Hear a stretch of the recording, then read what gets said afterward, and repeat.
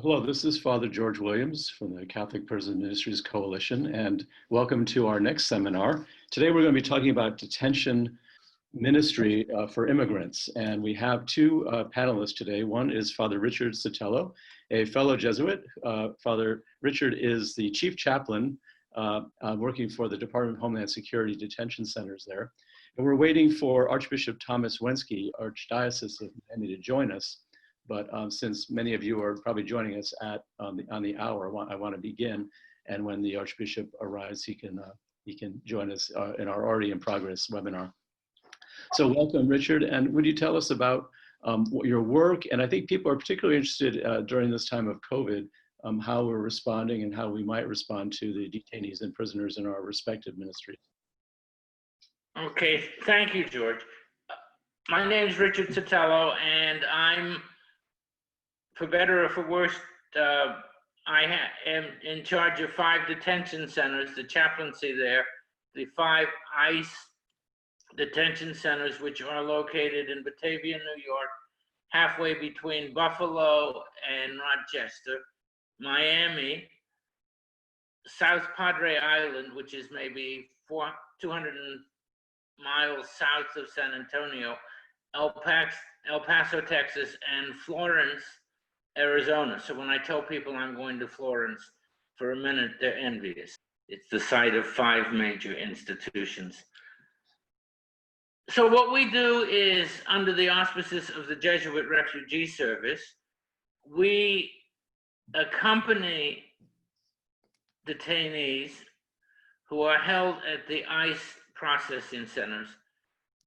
It's hard to tell you what we used to do, because that seems like so long ago, but basically we meet detainees' religious and spiritual needs in a non-proselytizing manner. And that used to be relatively straightforward. But I think George mentioned how we're responding in the time of COVID-19. And let me say a few words about that. The main thing, and of course there are no visitors, so we don't have any volunteers. There's no outside religious service providers coming into the facility. And what we've done is we've emphasized that what we do is we just are a presence. The situation we're dealing with is people far from home, people who are scared and frightened, people who don't know what the future is, people who in many ways can feel as if they are failures. And what is here are these people. And what's interesting about COVID-19, because we now have weekly conferences with this whole staff, is that we've joined them in this question of fear, this question of not knowing, this question of security for our families. And it's a teaching moment for us. It's a teaching moment in that we are present to the detainees. We are present to them as brothers and sisters, so that we do what we can. We're unable to provide religious services in the way we used to, but literature, talking to them, trying to comfort them in whatever way is possible.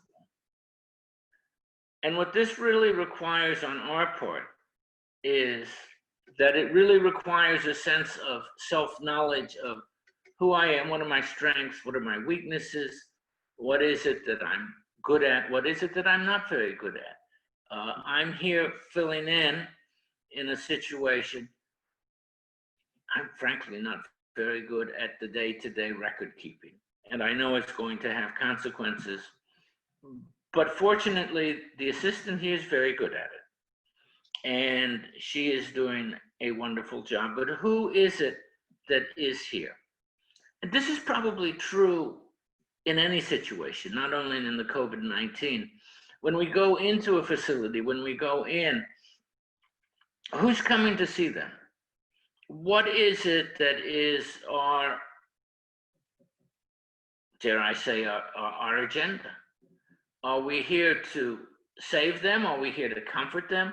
Are we here to walk with them? So who is it that's coming?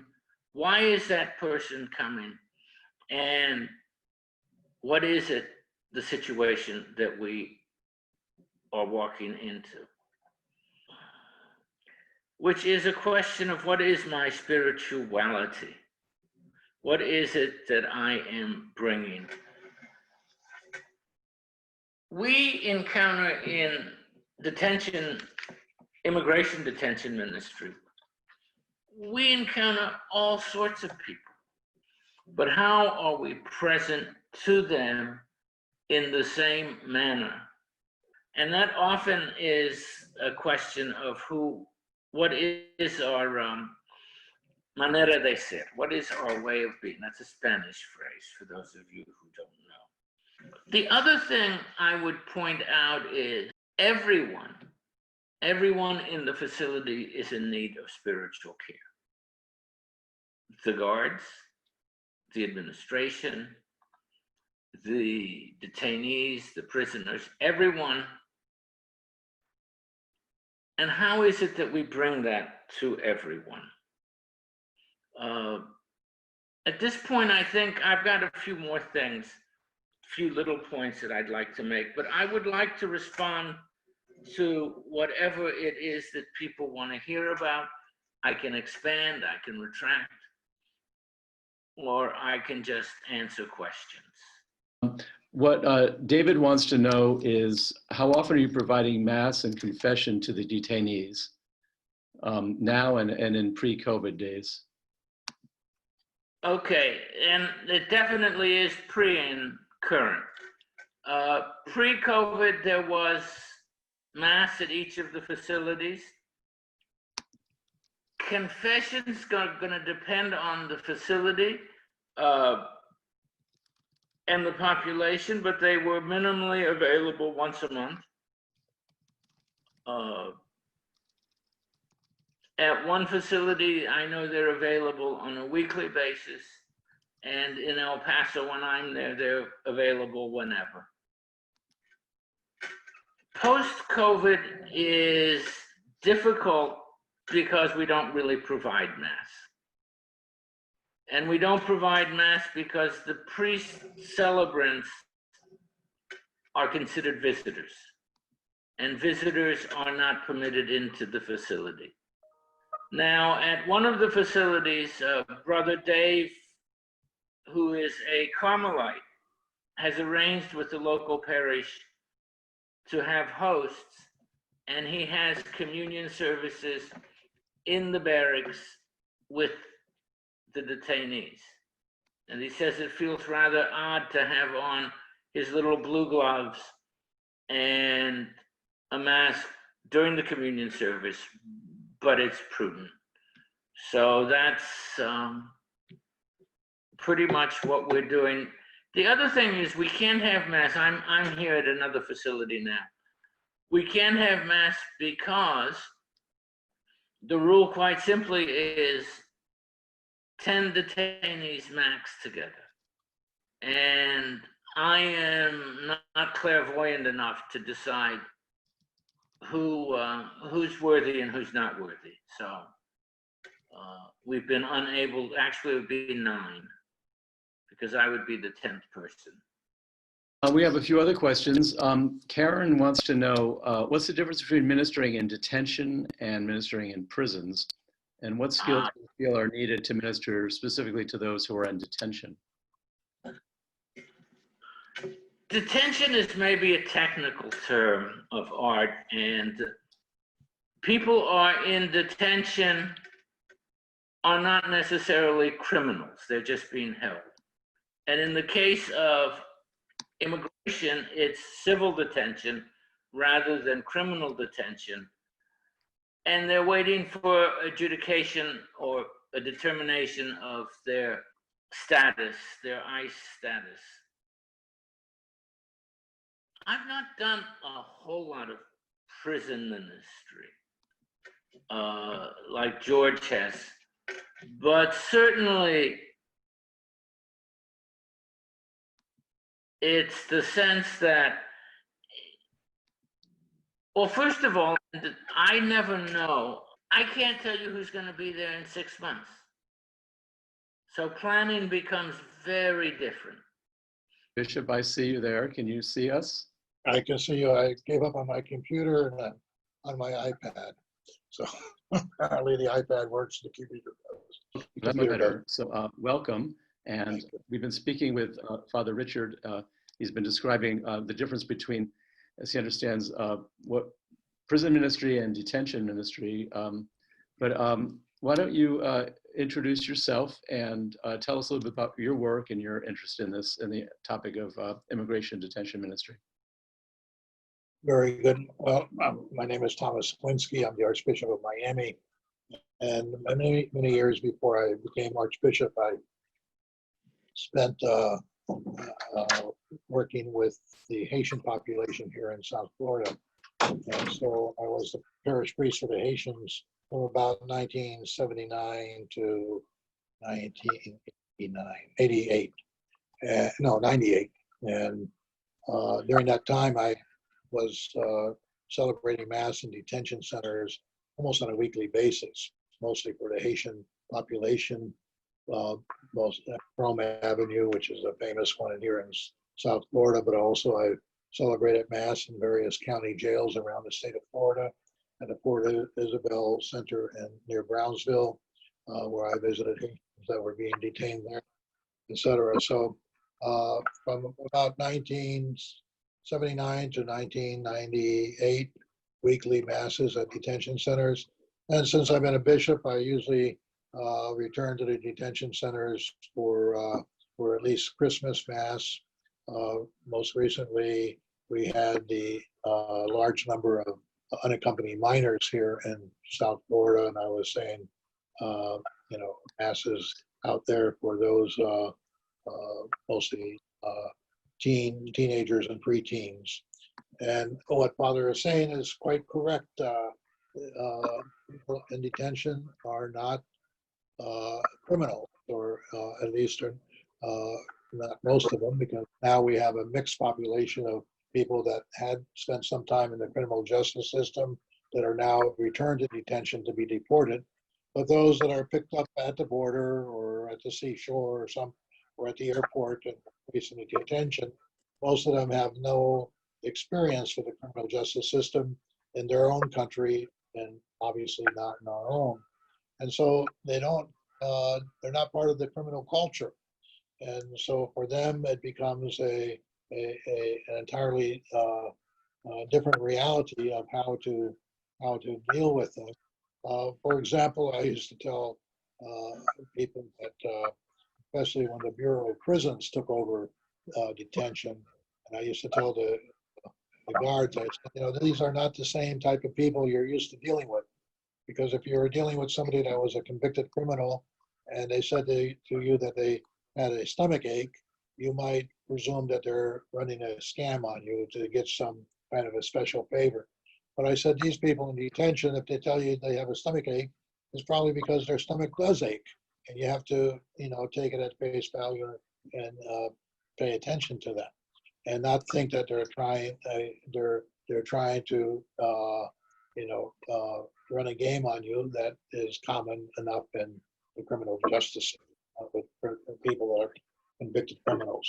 So that is one of the big differences, and I think that's something very important to always keep in mind, that the only crime that these people have committed for the most part has been wanting to have a better life for themselves and for their families. Okay, I'm noticing that we have quite a few questions for both of you. And if you go to the bottom of your screens, Archbishop and Richard, and you go to your chat question and answer Q&A feature, these are directed at you, Richard, in terms of specifically working in the ICE detention facilities. Our mission is clearly to walk with. Okay, it's the key word, and I think the great gift of the Jesuit Refugee Service to the dialogue is the word accompany. And to accompany is to be with, and it's definitely to walk with. I'm often amazed at the degree of faith that I see that I don't possess. Bishop, you want to take any of these? Well, you know, Spanish, of course, is probably the most predominant language of people in detention today, and that's true here in South Florida. But it's also Haitian Creole is still at least in South Florida, a number of people are Haitian speakers. But we've also had over years Chinese, people from Pakistan, Bangladesh, people from Iraq, Chaldean Christians from Iraq, etc.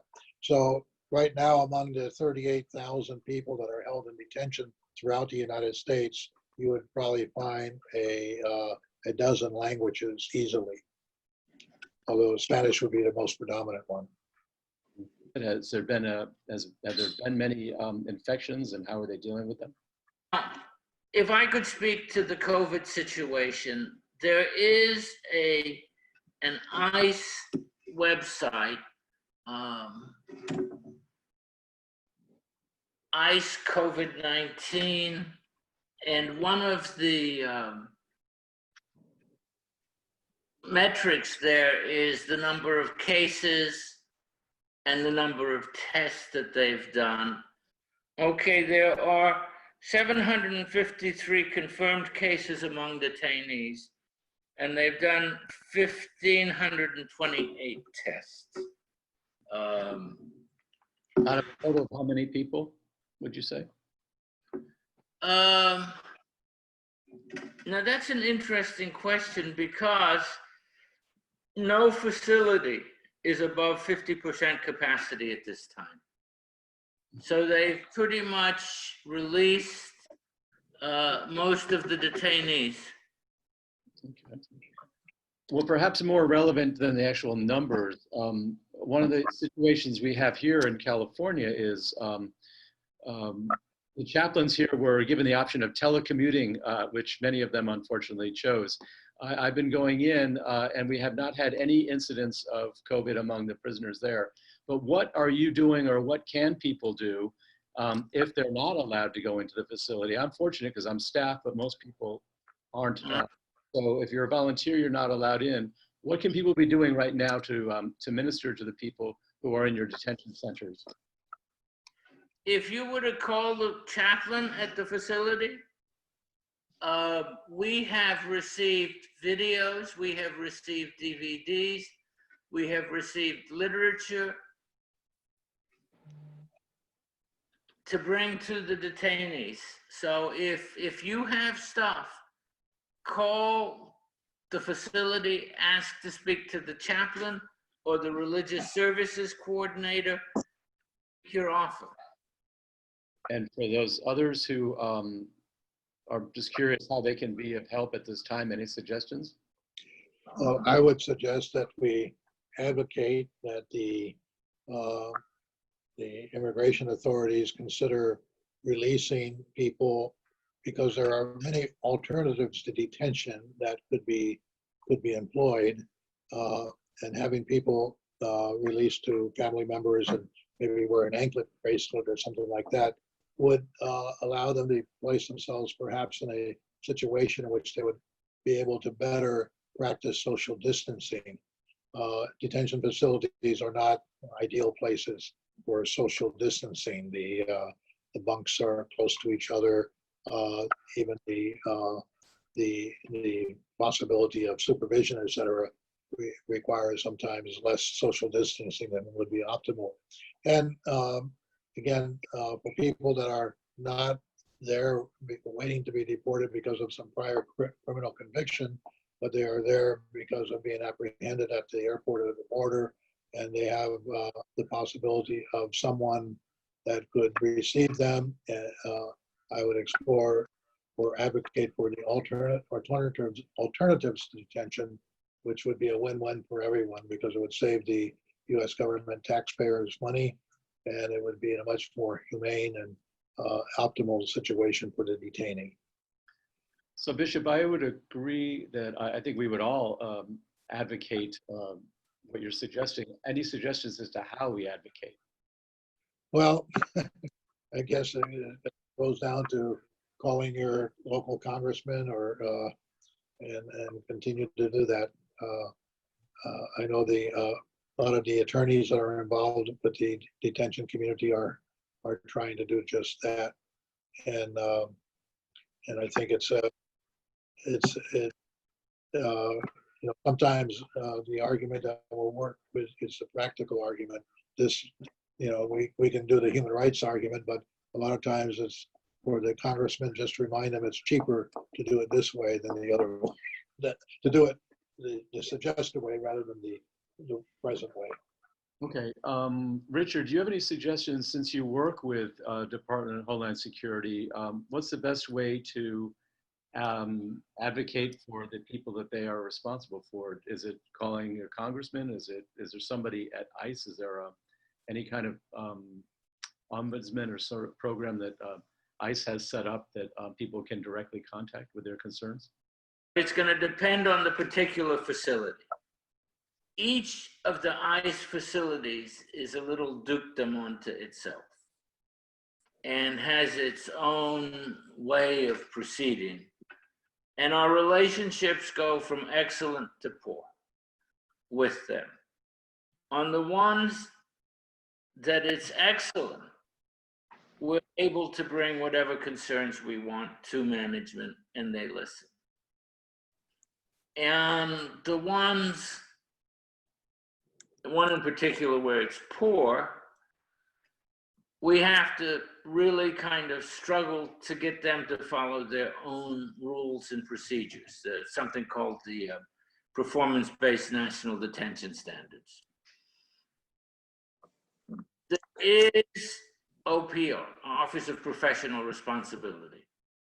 And there is a hotline there if you have concerns to bring them there.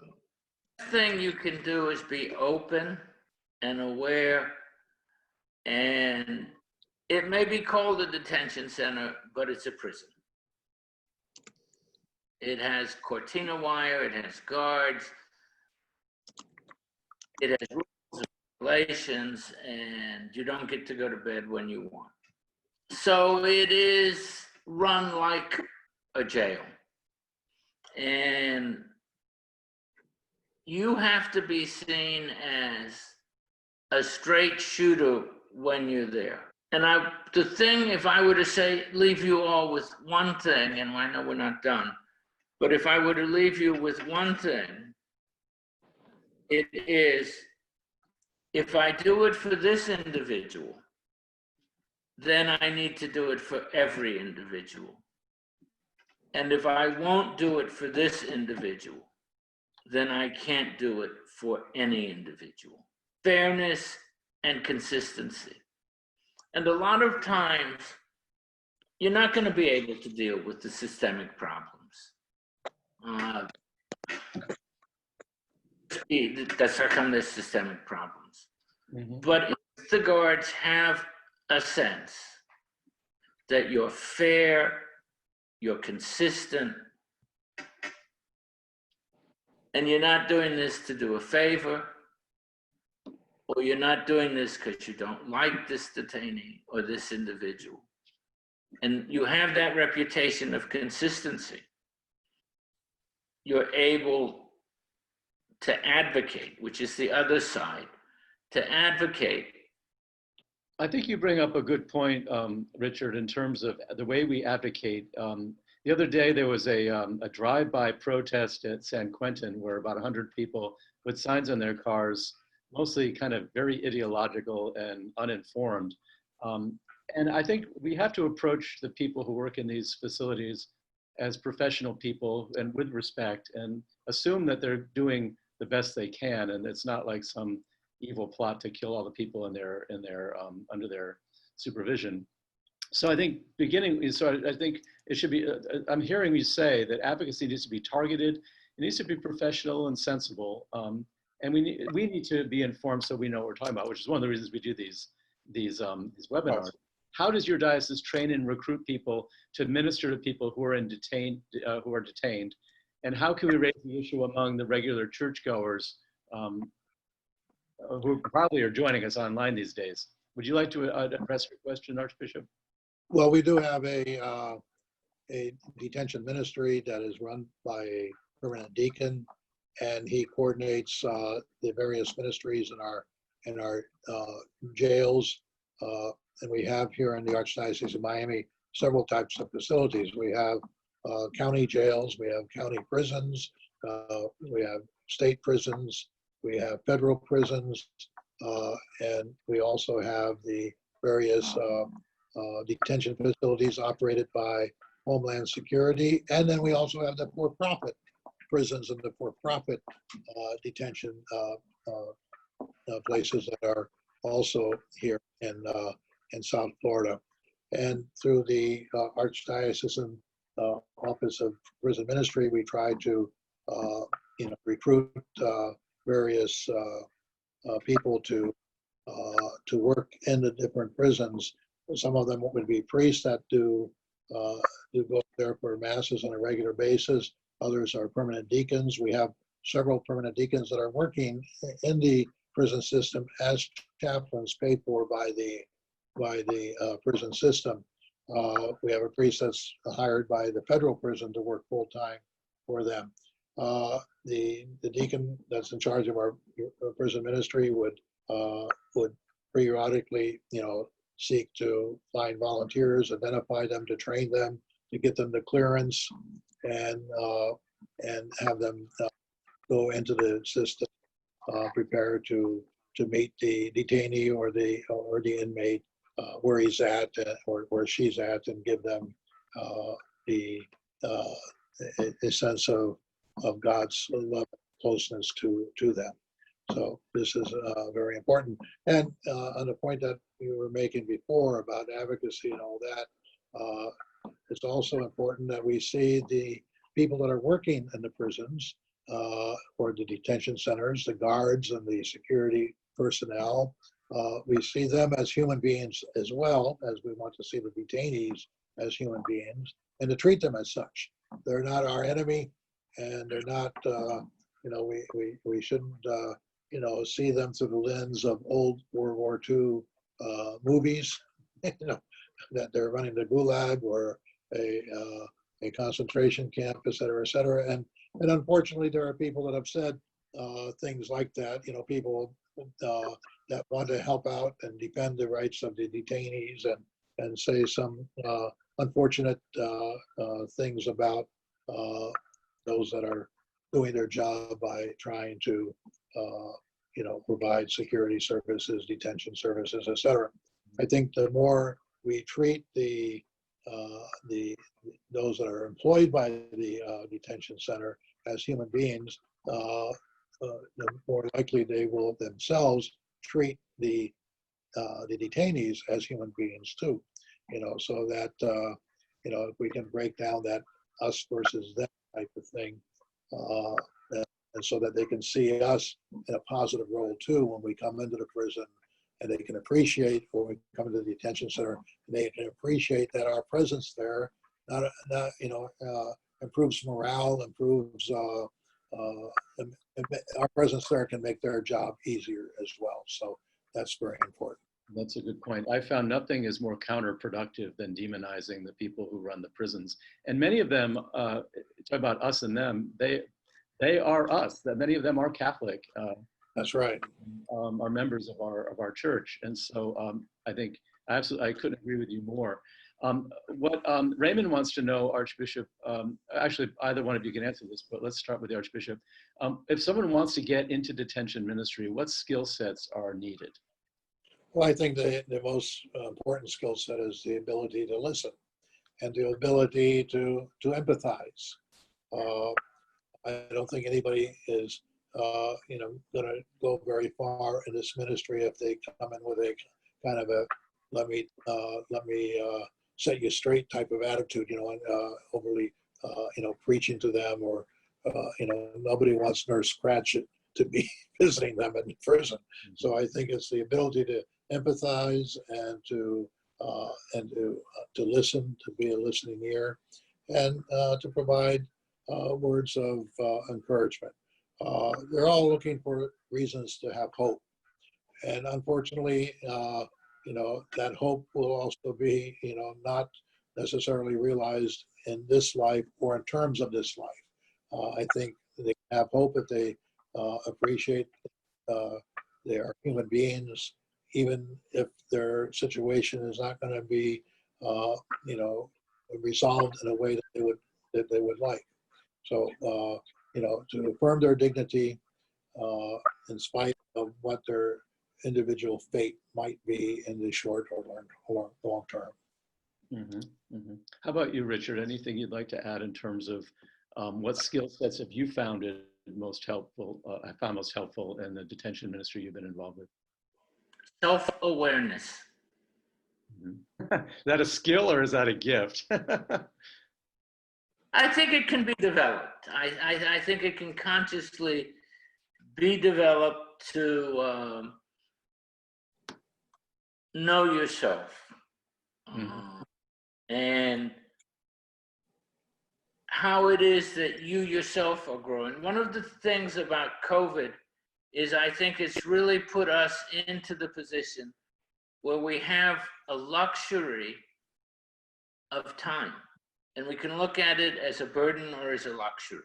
I'm actually reading books I've never thought I'd read, that I bought years ago, that I'm doing things, and it is a time of growing self-awareness of who am I. One of the things we're facing, I think, is facing our own mortality in a very new way, and a very deep and profound way. I think we all know people who've died. We could perhaps have more empathy or more deeper understanding of the situation of the detainee himself, because he is isolated from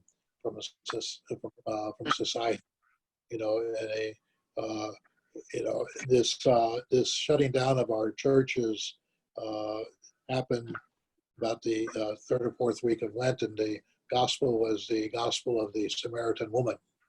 And I remember telling the church, the population, which was about that weekend, we had told people that the obligation for Sunday Mass was suspended, and only about half the people came. It was the last time that we had, public masses with congregations, because after that we locked down, as it were. But the gospel of the Samaritan woman, here you have a person that was socially isolated. She was socially isolated because she was a Samaritan and not a Jew. She was socially isolated because she was a woman that had a past. She had several, relationships. She was socially isolated because she was a woman, and Jesus came and he was able to bridge that social isolation. But we have people that are socially distanced because of their immigration status, and they're feeling alienated and alone and wanting to belong. And we feel those same feelings as we go through our social distancing in this COVID time. So hopefully that gives us a little bit more empathy, so that we can be bridges to those people that are socially isolated or socially distant because of where they are in society today, because they didn't have a passport or a valid visa, or because of some other reason. You mentioned the gospel story there, and there's a comment from one of our participants. He wants to know if you could comment on how, in the context of professional and balanced tone and approach to this ministry, what prophetic ministry looks like. How do we be prophetic in this time? Well, I think we live in a time in which many people, as Pope Francis calls it, we're in a throwaway culture. We have the globalization of indifference. These are strong and powerful themes from Pope Francis. And what more of an example of globalized indifference is the plight of the people on the move, refugees, internally displaced people, immigrants, people that are crossing borders looking for conditions worthy of human life. And so this is really a opportunity for us to be a prophetic witness at this particular time. And throwaway culture, that's pretty much illustrated in these detention centers, where we think that these people are somehow, we see them as threats. And in this time of COVID, we might see them as infectious threats. And the prophetic witness is to say, no, this person might be a stranger, but he is still a brother and sister. And a brother and sister that has to be embraced, if not physically because of COVID, but at least emotionally and virtually in our openness to them and our welcoming to them. And in recognizing their humanity, that is, again, the witness that is called for in our world of indifference, in our world of throwaway people and throwaway things. That's the countercultural stance that we should take. I think it really does come down to the love and compassion and love for others and respect for their own journey, their rights, their dignity as human beings, no matter who or what they are. This, I think, is really the foundation of all of our ministries. I like to tell people that Catholic social teachings, which are the result of the 100 years of papal magisterium, and in many ways, if you pick up an encyclical, is a great cure for insomnia. But I tell people that you can summarize the whole body of Catholic social teachings with one phrase, and that one phrase is, "No man is a problem. No human being is a problem." And to reduce a human being, somebody made in the image and likeness of God, to being a problem, that is an offense against his dignity. And so as Catholics, Catholic social teaching tells us that because no man is a problem, there's no such thing as a problem pregnancy. The prisoner, in spite of whatever he did as a crime, still remains a human being. He's not a problem, he's a human being. The migrant is not a problem. Immigration and the difficulties of immigration law certainly are problematic, but the migrant himself is not a problem. He's a brother, he's a sister. So, Catholic social teaching is a great and consistent way of looking at the challenges of our world today, in a world that wants to reduce human beings to being problems. Because when we think of a human being as a problem, sometimes we give ourselves permission to look for solutions. And as the 20th century taught us, even final solutions. That's what happens when we think of people as problems. What happens is the ovens, is the gulags. And so let's not see any of these people as problems. This reminds me too, as you're speaking, a good resource for people in terms of Catholic social teaching. Dismas Ministries has a series on that.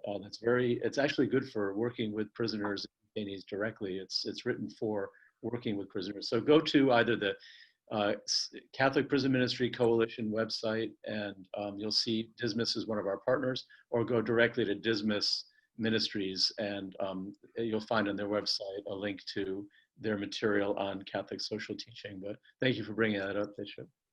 A couple more specific questions for Richard about the detention centers. One person wants to know, over the last 12 months, what the numbers have been in terms of, has it gone up, has it gone down? And also what the age ranges of the people who are most of the people you're working with in detention centers. Is there an average age, or is it all over the board? 18 till, there's no upper range. Only because of COVID-19 have the numbers gone down. But there's usually on a daily basis, I'd say, approximately 30-odd thousand people in ICE custody somewhere within the system. What that number is today, I venture to say. Somebody else wants to know about staff. What's been your experience of staff reaching out for, say, spiritual help at this time? Once they know you're available for it, they reach out. Describe the most impactful service you gave. What was the message you presented, and what was the feedback? Well, one of my favorite messages at detention facilities over the years, I do it in Creole, I've done it in Spanish. I've had a deacon that was Chinese translating it in Chinese as I was celebrating Mass Detention Center, but I tell them the story of the 3 red beans. And it's a little parable. I say, 3 red beans fell into a beautiful garden. The first bean was afraid, and because he was afraid, he hid. The second bean fell in the garden, and he became ashamed because he, like the first bean, saw that he was different from everybody else, and so he was ashamed, and so he painted himself other colors. It looked like the rest of the colors in the garden. And the third red bean came into the garden and fell in the garden, and he saw that the garden was a beautiful place, but a lot of beautiful colors. The sky was blue, the flowers were yellow, the grass was green, and the clouds were white, but there was nothing red in that garden. And so he decided to stay in the garden, make the garden more beautiful or more complete. Well, I say, don't be afraid, don't be afraid of who you are, and don't be ashamed of who you are, but be yourself and make a difference wherever you are. I've found that especially in this COVID time, the most important thing is some sense of connection and presence. And if we can't physically be there, then the prisoners that I'm working with right now have really, really appreciated getting messages from the volunteers who go in. So if there's any way for you to write to your chaplains or to directors and just a short message about nothing personal, just letting the prisoners know that you're praying for them, that you're thinking of them, that means a lot to them because they're very isolated. We're isolated. They're even more isolated than they usually are. Right. So I just want to take this time to thank both of you for joining us and for your wisdom and your experience. And thank you for all of you who have been participating. We got to as many of the questions as we could. We have another webinar scheduled in June. However, I don't have the information in front of me. I don't want to give you the wrong information. So please consult our Catholic Prison Ministries Coalition website page. And we'll have that. And we'll also be sending out an email shortly with the details on the next webinar. So thank you very much. Thank you, Richard. Thank you, Archbishop. Thank you. And I'm sorry I got in late, but well, better late than never. Glad you made it. Technologically challenged. Thank you. Bye-bye. Thank you. Thank you both. And thank you all. God bless.